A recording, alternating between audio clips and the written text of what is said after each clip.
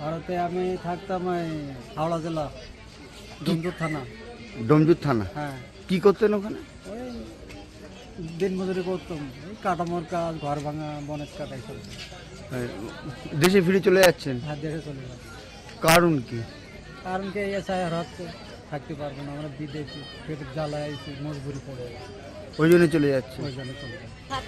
হ্যাঁ, সাতক্ষীরা। কতদিন আগে এসেছিলেন? 15 বছর আগে এলাম। 15 বছর আগে?